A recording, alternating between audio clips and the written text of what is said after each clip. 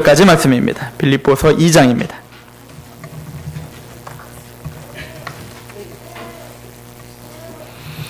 빌립보서 2장 14절에서 18절까지 말씀입니다. 제가 봉독해 드리도록 하겠습니다. 하나님의 음성으로 들으시길 바랍니다. 14절입니다.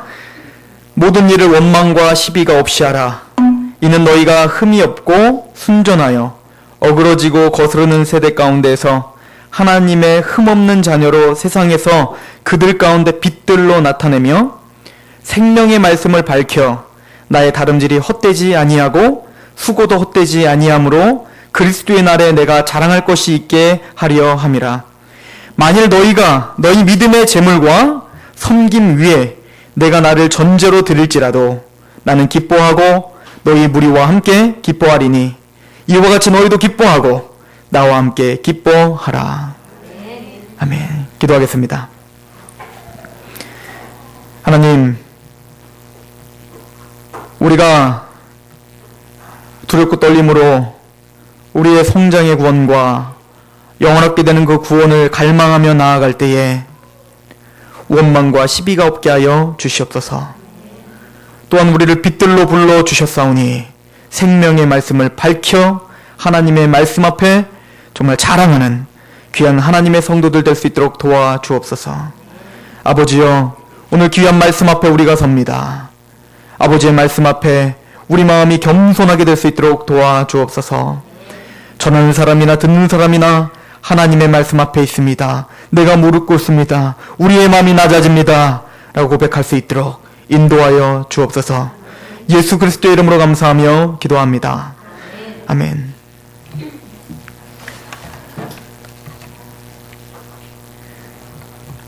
빌립보서 2장 12절엔 이렇게 이야기했죠. 그러므로 나의 사랑하는 자들아, 너희가 나 있을 때뿐 아니라 더욱 지금 나 없을 때에도 항상 복종하여 두렵고 떨림으로 너희 구원을 이루라. 우리가 영혼 구원을 받은 사람으로서, 예수 그리스도로 말미암아 구원함을 받은 사람으로서 이제는 우리가 하나님의 그 거룩하신 그 섭리와 임재 앞에 두렵고 떨림으로 서 있어야 될 줄로 믿습니다. 하나님이 우리를 포기하시지 않는 그 성실하심 앞에 우리가 하나님을 경외함으로 서 있으셔야 됩니다. 그리고 바울이 있던 없던, 우리들을 이끄는 탁월한 지도자가 있던 없던, 우리가 구원을 받았다면 마땅히 우리는 하나님의 백성답게 또 우리를 거룩한 구원함을 이루도록, 즉 성화의 구원, 영원하게 되는 그 목적을 이루도록 우리는 끊임없이 절제하며 하나님 앞에 우리의 삶을 드려야 될 줄로 믿습니다. 두렵고 떨림으로 너희 구원을 이루라. 너희 안에 행하시는 이는 하나님이시니 자기의 기쁘신 뜻을 위하여 너희에게 소원을 두고 행하신다. 우리가 그렇게 두렵고 떨림으로 그 구원함을 이루려고 몸부림을 치며 우리의 삶을 하나님께 드릴 때 하나님은 우리와 함께 하시는 줄로 믿습니다. 우리에게 동기를 주십니다. 그렇게 살 동기, 또 그렇게 할 힘도 주신다는 것입니다. 하나님은 외롭게 싸우게 하시지 않는다는 것입니다. 하나님을 경외함으로 서 있는 우리들 앞에 하나님은 우리와 함께 같이 싸우시겠다는 것입니다. 그 좋으신 하나님이시죠? 너희에게 소원함을 두고 행하시나니, 오늘 본문입니다. 모든 일을 원망과 시비가 없게 하라. 그러므로 우리가 두렵고 떨림으로 구원을 이루어가는 데 있어서, 우리가 우리의 삶을 하나님께 드리는 데 있어서, 또 우리의 목적을 하나님이 주시는 그 목적, 우리에게 주셨던 그 원래 목적, 하나님 우리를 인도하시는 그 사랑, 그 은혜, 그 가운데서 하나님 앞에 두렵고 떨림으로 서 있을 때 우리가 구체적으로는 원망과 시비가 없이 하나님의 임재 앞에, 하나님의 섭리 앞에 서 있어라 라고 사도 바울은 이야기하고 있습니다. 이 말은 사도 바울이 출애굽 시절에 이스라엘 백성들을 염두에 두고 이야기하는 것 같습니다. 이스라엘 백성들을 하나님은 부르셨습니다. 홍해가 갈라지고, 그 전에 뭡니까? 유월절 어린 양의 피를 잡음으로 말미암아 죽음에서 넘어가게 하시고, 그리고 어떻게 합니까? 홍해가 갈라는 엄청난 구원의 경험을 한 이스라엘 백성들입니다. 그런데 그 이스라엘 백성들, 그 어마어마한 은혜를 받은 이스라엘 백성들인데 원망과 시비가 가득했던 백성들이었습니다. 우리 출애굽기 16장을 잠깐 가보도록 할까요? 출애굽기 16장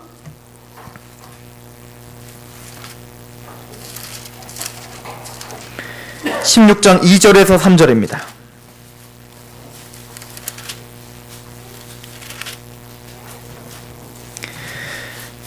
같이 한번 읽어볼까요? 16장 2절에 3절 시작. 이스라엘 자손 온 회중이 그 광야에서 모세와 아론을 원망하여 이스라엘 자손이 그들에게 이르되 우리가 애굽 땅에서 고기 가마 곁에 앉아 있었던 때와 떡을 배불리 먹던 때에 여호와의 손에 죽었더라면 좋았을 것을 너희가 이 광야로 우리를 인도해내어 인 온 회중의 아멘. 무슨 얘기입니까? 애굽 땅에 그냥 냅뒀으면 마음 편하게 잘 살 수 있는데 굳이 우리를 광야로 끌고 와가지고 우리를 죽게 하는구나.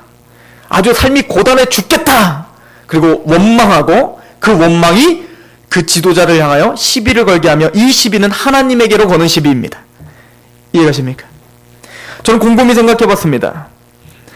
왜 이스라엘 백성들이 이렇게 원망과 시비가 있을까? 하나님의 엄청난 구원을 경험한 이스라엘 백성들인데 왜 이렇게 원망과 시비가 있을까? 근데 가만히 출애굽기 광야 시절을 묵상해 보니까 원망과 시비가 있을 수밖에 없겠더라고요. 생각해 보십시오. 애굽에 있을 때는 종으로 있었다고 하더라도 지금 말했더니 고기는 먹을 수 있었고 마늘, 부추 막 이런 것들 다 먹을 수 있었나 봐요.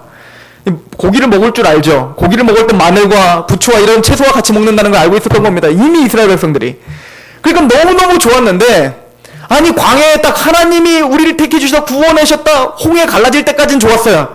너무 기가 막히는 거예요. 이야 이런 구원이 어디 있겠느냐. 하나님을 찬양하고 미리하고 막 누가 시키지 않았는데 속옷치며 막 춤을 추고 난리가 났습니다. 워십 댄스를 하는 거죠. 구원해 주신 하나님 너무나 감사하다고요. 그런데 삶이 윤택하게 변하지 않는 겁니다. 더 안 좋아졌어요. 더 안 좋아졌어. 고기도 못 먹고 먹을 것도 안 주고 광야에 갔더니 내 힘으로 할 수 있는 게 하나도 없는 겁니다. 그때 하나님이 어떻게 합니까? 반석을 쳐서 물을 주십니다. 물 먹을 땐 좋았는데 물 먹으면 우리가 한 번 먹으면 우리가 낙합니까? 계속 물이 저장돼요? 물이 또 안 나면 또 원망합니다. 또 배고파 죽겠습니다. 하나님이 뭘 주십니까? 만나를 주시죠. 만나를 주시는데 그 만나가 얼마나 신기한지 아니 내가 지금 제대로 한 것도 아닌데 갑자기 만나가 막 떨어지는 거예요. 여러분들 생각해보세요. 여러분들이 막 길거리 가는데 막 팬케이크 이런 것들이 막 떨어져 있고 막 치즈케이크 이런 게 막 떨어져 있고 치즈케이크를 먹으니까 얼마나 좋습니까? 그런데 그 치즈케이크와 팬케이크 매일매일 먹는데 아무것도 안 주고 매일매일 365일 10년, 20년, 30년을 계속 팬케이크, 치즈케이크만 먹는다고 생각해보세요. 그럼 뭐라고 했을까요? 그때 이스라엘 백성 같은 그런 원망하지 않겠습니까? 내가 예수님을 믿지 않았으면 차라리 좋았을 뻔했다 이거예요. 예수님을 믿지 않았으면 내가 그냥 고기에다가 쌈에다가 쌈장에다가 마늘에다가 넣어가고 내가 맨날 그렇게 호의호식하며 살았을 텐데 굳이 하나님이 나를 그냥 있는데 나를 끄집어내더니 맨날 팬케이크와 치즈케이크만 주더니 아주 신물나 죽겠습니다. 이런 원망하지 않겠습니까? 우리 인생의 고단함 때문에 하나님께 원망하지 않겠습니까? 하나님께 시비하지 않겠습니까? 이게 다른 사람의 문제입니까? 내 문제 아닙니까? 여러분의 문제가 아닙니까? 우리는 구원의 감격 보혈을 지나 하나님 품으로 찬양할 땐 좋았습니다. 6월절 어린 양의 피를 잡아서 성만 찬할 때 이것은 주님의 피요 주님의 떡이요 이거를 먹고 마실 때 감사합니다. 내가 천국을 가는군요. 거기까지는 좋았습니다. 그러나 교회 밖을 나갈 때 우리의 가정에서 싸움, 우리의 직장에서 싸움, 관계들의 문제, 우리의 육체적인 어려움 이런 것들을 다 당할 때 아니 하나님 떡을 주고 만나를 주셨지만 우리가 원하는 건 고기입니다. 우리가 원하는 건 지금 당장의 윤택함의 삶입니다. 지금 당장 모든 육체적인 그 어려움이 확 다 나버렸으면 좋겠는데 하나님께 뭐가 나오죠? 원망이 나오고 시비가 나오는 거예요. 신앙생활을 갖고 있는 우리들조차 하나님 앞에 원망하며 시비하는 그런 고단한 삶, 광야 같은 삶을 우리도 똑같이 이스라엘 백성과 함께 그렇게 살고 있더라고요. 그런데 오늘 사도 바울은 뭐라고 합니까? 원망과 시비가 없게 하라. 이스라엘 백성들이 그럼 왜 이렇게 원망을 했을까? 왜 이렇게 원망을 했을까? 굳이 고민하지 않아도 우리는 다 알지요. 고기가 없으니까. 힘드니까. 눈물 나도록 힘드니까. 근데 원망과 시비는 그냥 단순히 눈물 나고 힘들다고 원망과 시비가 생기는 건 아니더라고요. 어려운 가운데서도 원망과 시비가 없는 사람들이 있더라고요. 똑같이 광야를 걷고 있는데 모세와 아론은 원망과 시비가 없어요. 이스라엘 백성들은 그러나 원망과 시비가 40년 내내 있습니다. 뭐가 다를까요?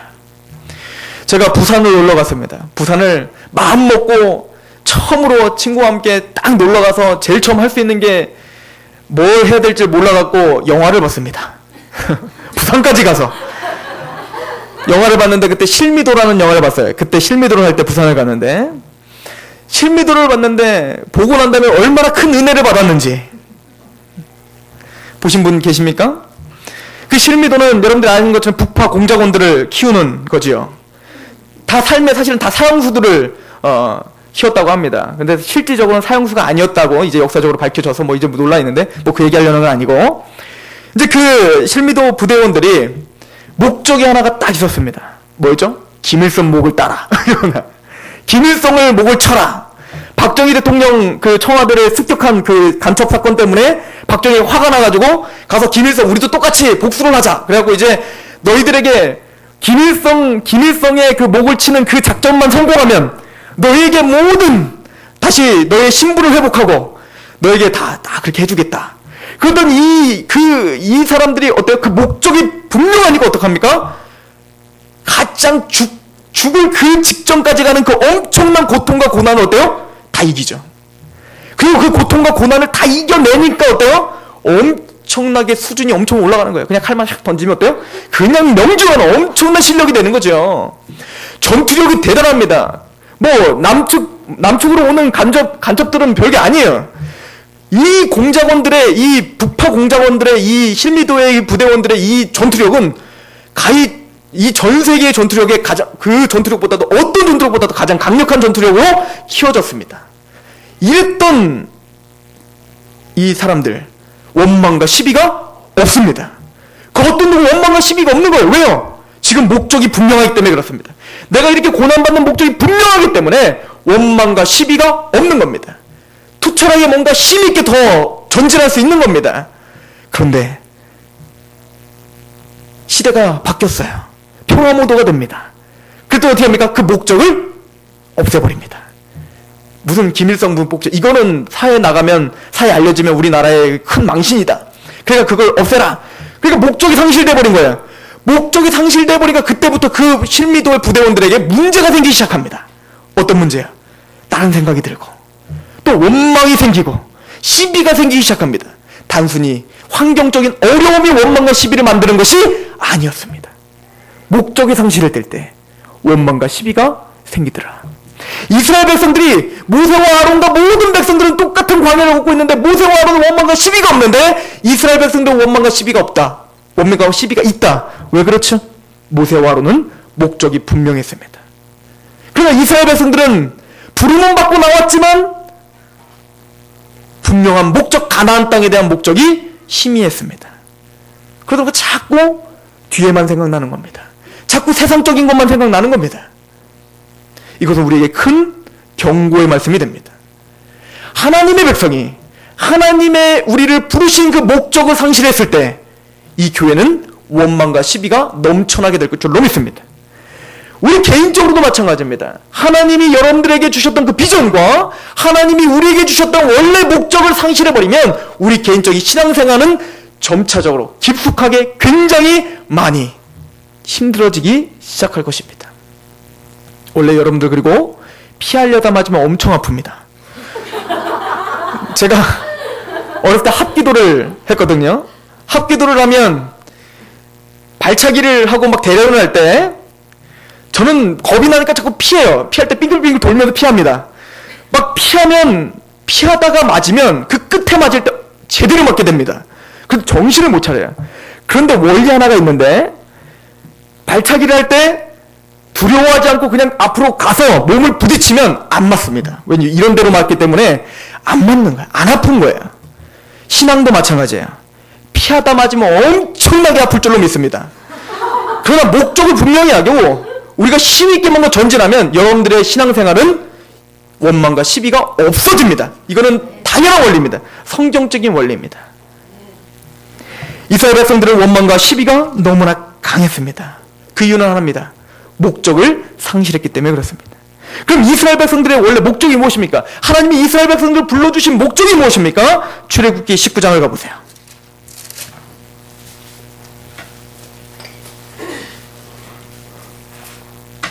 출애굽기 19장 6절입니다. 같이 한번 읽어볼까요? 시작. 너희가 내게 대하여 제사장 나라가 되며 거룩한 백성이 되리라. 너는 이 말을 이스라엘 자손에게 전할지어다. 이스라엘 백성들을 부르신 명확한 목적을 말해줍니다. 정체성을 심어줍니다. 너희들은 뭐다? 나의 제사장 나라가 될 것이다. 너희들은 제사장 나라다. 그냥 흐지부지 너희들을 그냥 애굽에서 불러낸 것은 좀 잘 먹고 잘 살아, 고기를 더 많이 줄게 라고 해서 부른 게 아니라 너희들을 부르신 목적은 뭐야? 너희들은 제사장 나라다. 제사장 나라는 뭡니까? 하나님과 죄인들을 연결하는 매개의 역할로 부르셨다는 거예요. 무슨 얘기죠? 이스라엘 백성은 모든 민족의 제사장 나라입니다. 즉 이스라엘 백성들을 통하여 하나님의 복이 어떻게 할까요? 흘러갈 겁니다. 그것을 위해서 이스라엘 백성들을 불러주셨고, 그래서 이스라엘 백성들의 이름이 뭐예요? 너희는 제사장 나라다. 그래서 이 제사장 나라의 고백이라는 게 있어요. 시편의 고백 중에 제사장의 고백, 제사장 나라의 고백이 있어요. 그 고백은 바로 시편 67편입니다. 한번 읽어볼까요? 시편 67편. 제사장의 그런 고백은 뭐냐? 내가 제사장입니다, 제사장 나라입니다 라고 하는 그 제사장들의 고백입니다. 시편 67편.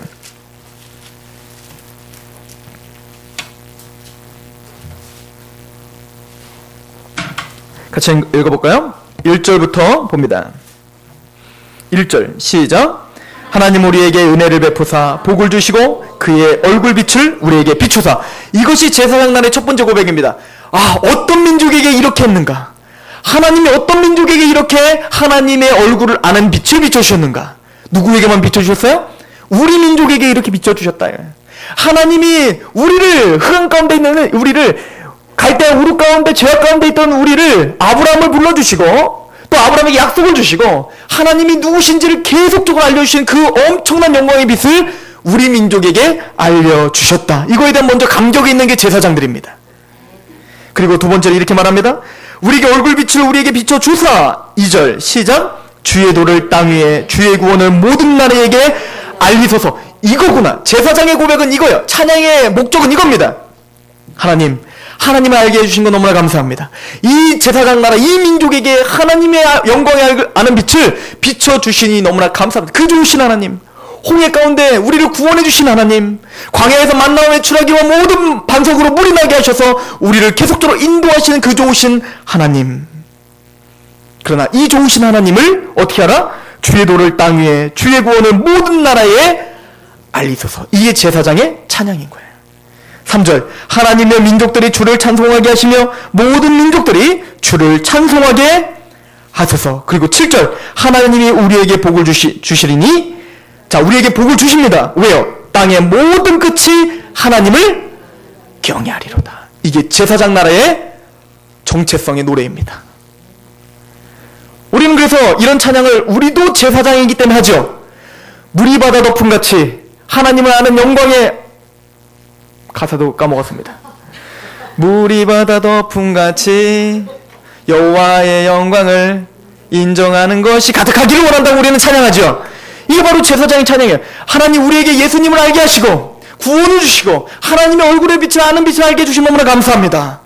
그리고 우리를 통하여 물이 바다 덮음같이 여호와의 영광을 인정하는 것이 가득하길 원합니다라고 우리는 매번 찬양을 합니다.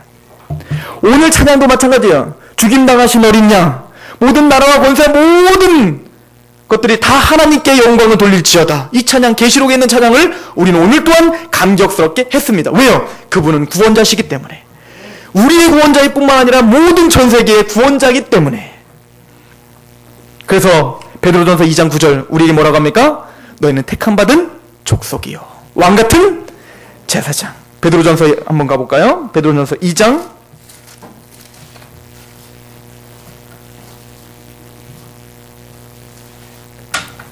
9절입니다. 같이 한번 읽어보겠습니다. 시작. 그러나 너희는 택하신 족속이요, 왕같은 제사장들이요, 거룩한 나라요, 그의 소유된 백성이니 이는 너희를 어두운 데서 불러내어 그의 기이한 빛에 들어가게 하신. 자 보세요. 아까 이스라엘 백성들 제사장의 노래와 동일한 노래를 하고 있죠. 우리는 왕같은 제사장입니다. 하나님의 통치를 받은 나라가 되었습니다. 하나님의 소유가 되었습니다. 그리고 뭐라 합니까? 너희를 어두운 데서 불러내어, 우리가 죄 가운데 있었는데 우리를 불러내셨습니다. 이스라엘 백성을 애굽 땅에 있는데 불러내신 것처럼 우리를 불러내어 그 기이한 빛에 들어가게 하셨습니다. 예수님을 알게 하신 거죠. 하나님을 알게 하신 거죠. 천국을 알게 하신 거죠. 이 기이한 빛에 여러분들 들어가셨습니까? 즉 아까 67편에 있는 것처럼 우리에게 하나님의 영광의 빛을 아는 빛을 비춰주신 것처럼 우리에게도 동일하게 하나님의 영광의 그 기이한 빛에 들어가게 하셨습니다. 그런데 들어가게 하신 이의 아름다운 덕을 선포하게 하려 하심이라. 이 명확한 목적은 한 번도 취소된 적도 없고 한 번도 약화된 적도 없습니다. 우리들 안에 하나님이 여러분들을 왕같은 제사장으로 불러주신 이유는 분명합니다. 바로 우리를 가나안 땅까지 가게 하셔서 그 땅이 하나님의 통치 가운데 있게 하시고, 그리고 그 땅을 통하여 예루살렘 성전이 세워질 것이며, 그리고 예루살렘 땅에서 예수 그리스도가 마땅히 이 땅에 오게 하실 것이고, 그로 말미암아 모든 민족이 복을 하실 그 제사장의 나라로 이스라엘 민족을 세우신 것처럼 우리를 불러주시고 구원시켜주신 그 목적도 분명합니다. 그 아름다운 덕을 선포하게 하려 하심이니라. 이 목적이 우리의 삶의 목적이 상실됐을 때 우리는 원망과 시비가 가득하게 될 것입니다. 당연합니다. 이건 성경의 원리이기 때문에 그렇습니다. 너무 놀랍죠? 이스라엘 백성들 한번 보십시오. 이 시편 67편의 찬양을 언제 부르는 거냐? 오순절날 찬양을 하는 거거든요. 오순절날 모여서 항상 그렇게 찬양을 합니다. 6월절을 생각해서 오순절날 찬양하는 거예요. 아, 6월절날 어린 양을 통해서 우리를 구원시켜 주시고 출애굽을 하신 무교절을 딱 지키면서 우리를 이렇게 구원시켜 주셨지 하고 50일이 딱 지나는 날 오순절날 다시 모여서 그때 6월절과 출애굽을 생각하며 이 찬양을 하는 겁니다. 주여, 우리에게 이런 빛을 주셔서 너무나 감사합니다. 그리고 모든 민족이 다 구원을 받기를 원합니다. 라고 막 고백을 하며 찬양하고 감격을 합니다. 그런데 그거 아십니까? 이스라엘 백성들은 이런 찬양과 삶이 완전 달랐다는 걸요. 이렇게 모든 민족이 다 구원을 받기를 원합니다. 라고 찬양을 했지만 그의 삶 속에서 그의 정체성, 그 마음 안에서는 우리 민족만 구원받은 백성, 우리 민족만 택함받은 백성, 다른 민족은 다 개같이 하나님이 택함받지 못한 민족, 이것이 그들의 고백입니다. 그의 삶 속에서는 우리 민족이에요. 그런데 우리도 또한 물이바다 덮음같이 모든 땅이 하나님의 영광을 찬양하기 원합니다. 왜요? 우리에게 이런 귀한 빛을 주셨기 때문에 그렇습니다. 그러나 우리는 우리의 삶 속에서, 우리의 생각에서 모든 땅이 하나님께 영광을 돌려지기를 원하는 그 마음을 이미 상실해버렸습니다. 그 큰 비전, 하나님이 마땅히 하나님 백성이 가져야 될 그 큰 비전을 상실해버립니다. 그래서 원망과 시비가 가득합니다. 왜요? 이제는 목적을 상실해버렸으니 다른 걸 찾기 시작하기 때문에 그렇습니다. 이제는 고기가 먹고 싶은 겁니다. 이제는 부추와 마늘이 먹고 싶은 겁니다. 이제는 그 고통이 이제는 피부로 와닿기 시작하는 겁니다. 목적을 상실해버린 그 이스라엘 민족들의 그 비참함이 오늘 우리에게도 찾아오기 시작합니다. 이건 성경이 알려주는 원리입니다. 우리 오늘 본문으로 가봅시다. 빌립보서로 가봅니다. 빌립보서 2장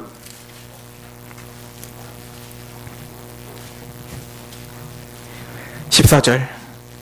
모든 일을 원망과 시비가 없이 하라.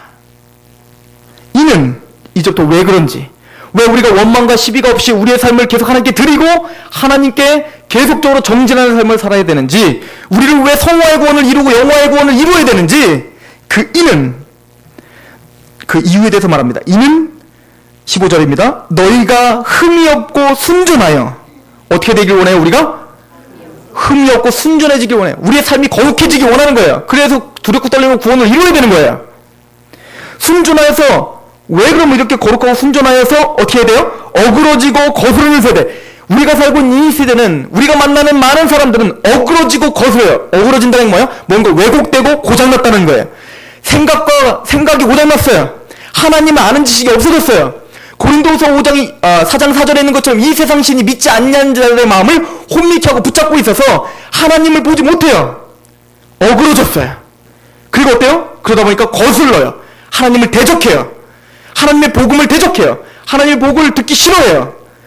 어그러지고 거스르는 세대 가운데서 하나님의 흠이 없는 우리가 자녀가 되어서 세상에서 그들 가운데 무엇으로 나타나야 돼요? 빛으로 나타나야 되기 때문에 우리는 바울이 있으나 없으나 두렵고 떨림으로 구원을 이루어서 원망과 시비가 없이 우리는 계속 우리의 삶을 계속 하나님의 그리스도를 닮는 삶으로 계속 정진해야 된다라고 말해요. 왜요? 이 세상에 빛으로 우리를 비추시는 왕같은 제사장으로 빛이 비춰줘야 되기 때문에 그래요. 그럼 이 빛이 무엇이죠? 빛. 마태복음은 이 빛에 대해서 이렇게 말합니다. 마태복음 5장을 보십시다. 얼마나 성경이 일맥상통한가를 보세요. 예수님이 뭐라고 하시는가 보십시오. 마태복음 5장을 보십시오.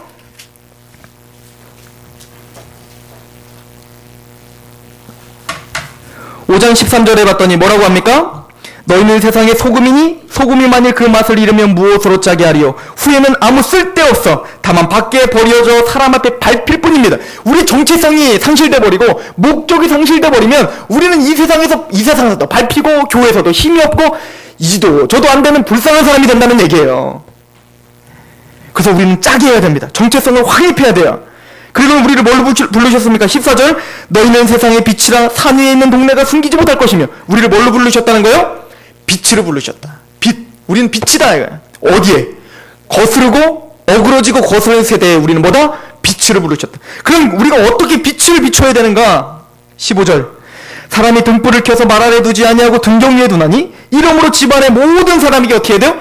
비춰줘야 돼요. 우리가 모든 사람들 안에 우리가 만나는 사람들 앞에 빛으로 비춰줘야 되는데 그 빛은 뭐냐? 16절 같이 읽습니다. 시작.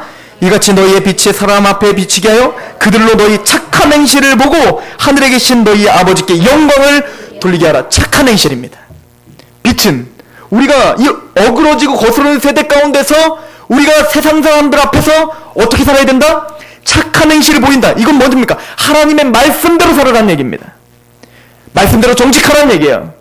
말씀대로 좀 남을 용서하는 삶을 살아라는 거예요. 좀 세상과 다르라는 얘기입니다. 그렇게 살았을 때 뭔가 크리스천은 다르구나를 보게 되는 거예요.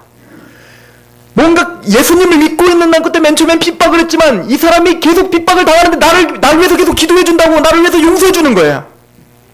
나랑 똑같이 원망할 수밖에 없는 상황 가운데 있는데 나는 막 우리 세상 사람들은 맨날 원망하고 직장 상사를 도마 위에 놓고 막 하면서 즐거워하고 그럴 때 그래도 할 수 있을 거야. 뭔가 도전을 주는 겁니다.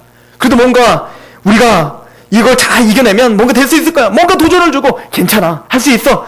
같이 힘들어하고 같이 원망하는 게 아니라 뭔가 이 사람은 나 다른 거야. 똑같은 상황에서는 뭔가 다른 말을 하는 겁니다. 그럴 때 뭔가 크리스천은 다르구나 라고 하는 것을 보게 됩니다. 너가 믿는 하나님이 도대체 누구냐? 너가 믿는 하나님이 도대체 누구냐? 라고 물어볼 수 있는 삶으로 우리를 바꾸라. 그래서 두렵고 떨림으로 우리를 구원을 이루어 살아야 돼요. 원망과 시비가 없어야 돼요. 왜? 우리 목적은 확실하니까요. 우리가 빛이 되어야 되기 때문에.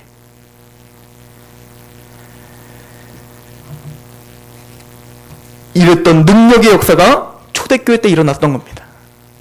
사도행전 2장을 가보십시오.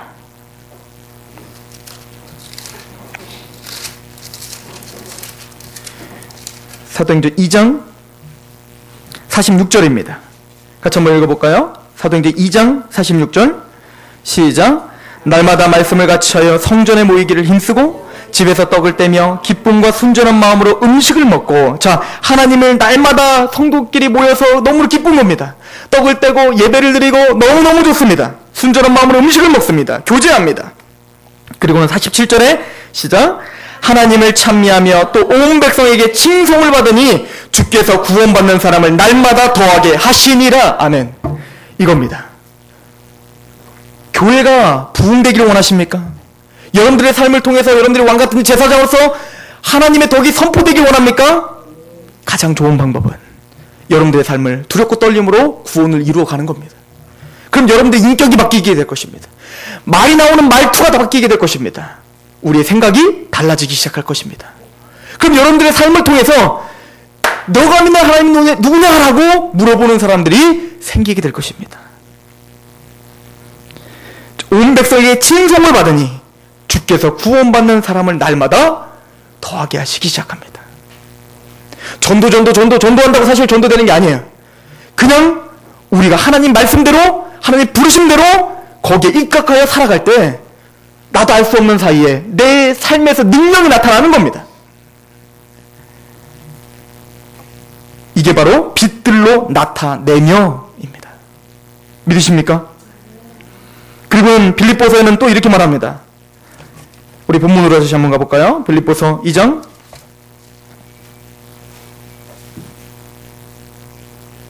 16절입니다. 시작.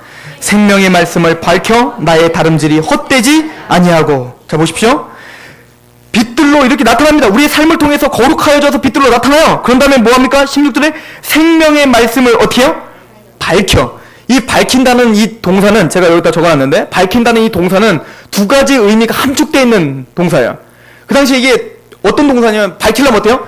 횃불을 부여잡아야 돼요. 횃불을 강하게 부여잡고 앞으로 내미는 동작을 말하는 겁니다. 즉 이건 뭐냐면 생명의 말씀을 우리가 먼저 어떻게 해야 된다는 거예요? 부여잡아야 됩니다. 예수 그리스도의 그 구원의 복음을 내가 구원받았음에 확신을 갖고 그 복음을 부여잡아야 됩니다. 그리고 그걸 어떻게 해야 돼요? 앞으로 내밀어야 돼요. 선포입니다. 복음 선포예요. 즉 우리의 삶을 빛들로, 하나님이 나를 빛으로 불러주셨으니 나를 어떻게 해야 됩니까? 두렵고 떨림으로 구원을 이뤄야 돼요. 어떻게? 원망과 시비가 없이. 그리고 어떻게 해야 돼요? 말씀을 확실하게 붙잡고 그 말씀을 선포하는 자리까지 가야 됩니다. 베드로전서 3장 15절 이렇게 말합니다. 그리스도를 주로 삼아. 이건 뭐예요? 우리의 삶을 그리스도에게로 복종시키라는 거죠. 그럼 어떻게 합니까?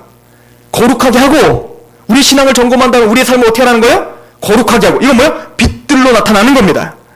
그리고 어때요? 너에게 소망을 묻는 자들에게 대답하고 항상 예배하라. 이건 뭐예요? 말씀 부여잡고 선포하라는 것입니다. 이게 성경에 우리에게 주는 계속적인 메시지입니다. 에베소서도 가보세요. 에베소서 갑니다. 에베소서 5장입니다. 에베소서 5장 1절부터 제가 한번 읽어보겠습니다. 지금까지 들었던 말씀을 생각하시면서 한번 보세요. 5장 1절. 그러므로 사랑을 받는 자녀같이 우리가 뭐가 됐어요? 사랑받는 자녀가 됐습니다. 믿으십니까? 사랑받는 자녀같이 너희는 하나님의 본받는 자가 되고, 그럼 우리는 마땅히 뭐 해야 돼요? 하나님을 본받는 자가 되어야 된다. 이거 뭐예요? 그리스도의 장성한 분량까지 자라가는 두렵고 떨림으로 구원을 이루라, 이 얘기죠. 2절에 그리스도께서 너희를 사하신 것 같이 너희도 사랑 가운데 행하라. 그는 우리를 위하여 자신을 버리사 향기로운 제물과 희생 제물로 하나님께 드리신 것처럼 우리의 삶을 좀 드려라. 좀 헌신해라. 십자가를 져라. 두렵고 떨림으로 너희 구원을 좀 이루라. 이렇게 말합니다. 구원 받았으니. 그 어떻게 해야 됩니까? 3절. 음행과 온갖 더러운 것을 탐욕은 너희 중에서 그 이름조차 부르지 말라. 이는 성도에게 마땅한 바니라. 그래서 우리는 빛처럼 어떻게 해야 돼요? 우리의 삶을 하나님의 말씀 앞에 계속적으로 성장시켜야 됩니다. 4절. 누추함과 어리석은 말이나 희롱의 말이나 말이 마땅치 아니하니 오히려 감사하는 말을 하라. 이것이 우리가 빛으로 할 수 있는 방법입니다. 빛으로 불러싸우니 희롱하는 말, 뭔가 자꾸 그런 성적인 농담이나 그런 거에 즐거워하지 말고 거룩한 말을 하라. 남들을 자꾸 비난하는 말 하지 말고 그들을 용서하고 그들에게 축복하는 말을 하라. 왜요? 우리는 하나님의 자녀니까 자녀같이. 그리고 말합니다. 6절. 누구든지 헛된 말로 너희를 속이지 못하게 하라. 이로 말미암아 하나님의 진노가 불순종의 아들들 가운데 임하느니라.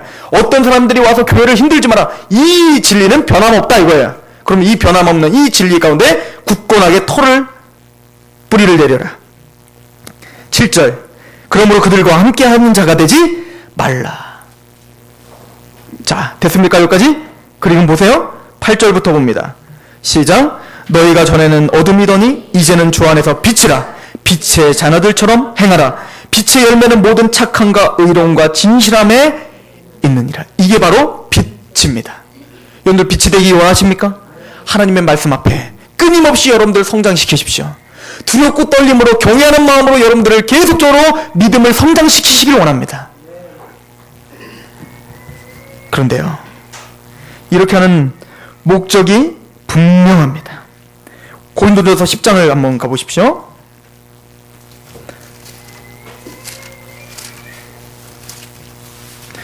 고린도전서 10장 10절부터는 이스라엘 백성들이 출애굽 동안에 계속 원망하고 시비가 있었죠. 뭐가 없었기 때문에 그렇습니까? 목적이 상실되기 때문에 원망하고 시비가 많았던, 너무너무 신앙생활이 너무너무 힘들었던 거예요.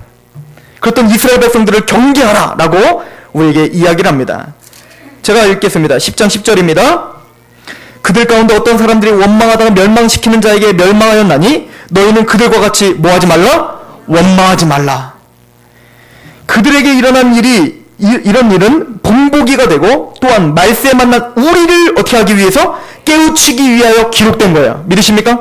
그 이스라엘 백성들처럼 원망하며 시비를 하지 마라 라고 이야기합니다. 그리고는 그 10장에 이런 이야기를 합니다. 그럼 우리가 어떻게 해야 됩니까? 좀 넘어가서 10장 우리 31절 보세요. 10장 31절 결론적으로 이런 결론을 내립니다. 그러므로 우리는 어떻게 됩니까? 시작. 그런즉 너희가 먹든지 마시든지 무엇을 하든지 하나님의 영광을 위하여 하라. 지금 뭡니까? 빛들로 좀 나타나라.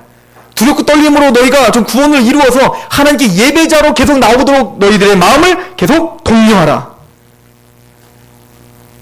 그 방법은 뭐죠? 23절 24절입니다. 시작. 모든 것이 가하나 모든 것이 유익한 것은 아니요 모든 것이 가하나 모든 것이 덕을 세우는 것이 아니니 누구든지 자기의 유익을 구하지 말고 누구의 유익을 구하라?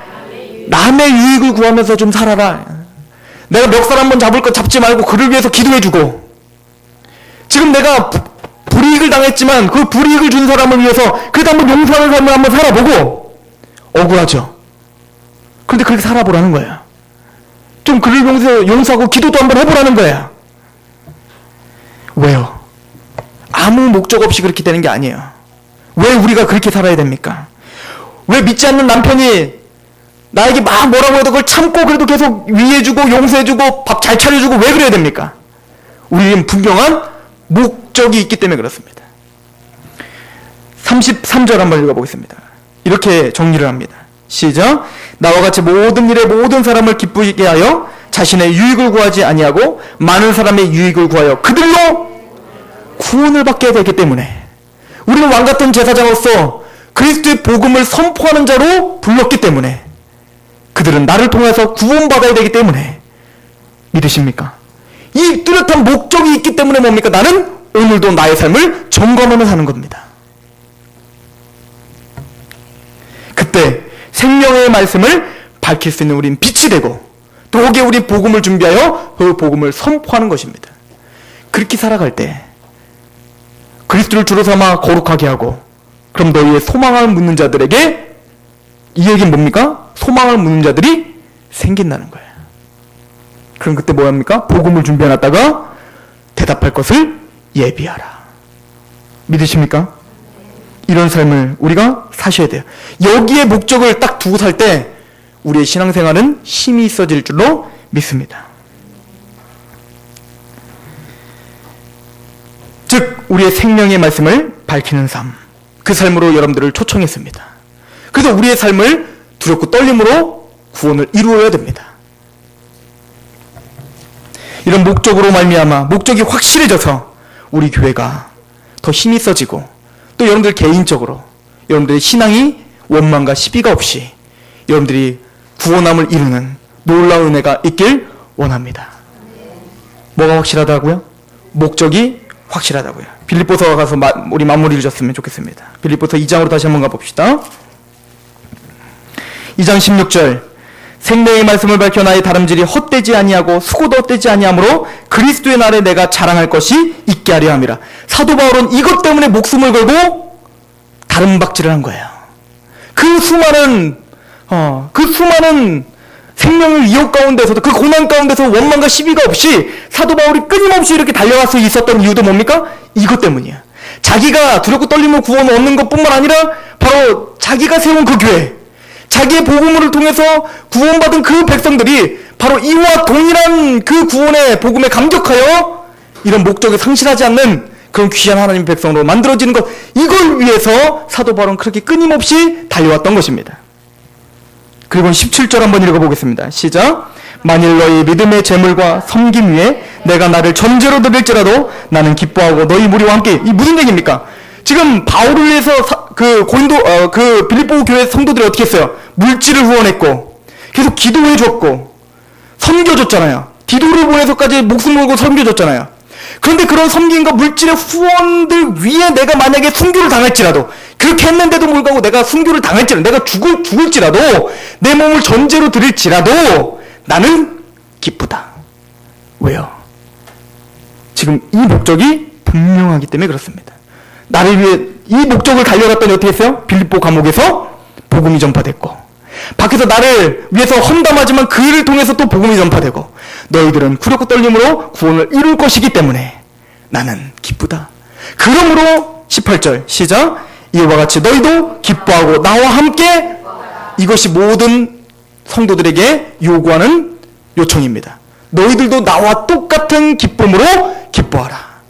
하나님의 음성에 마음을 낮추시고 우리의 마음판에 새기시길 원합니다.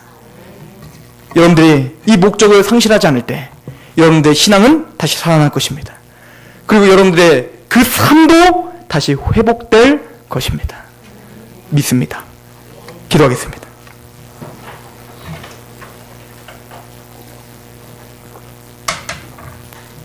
하나님,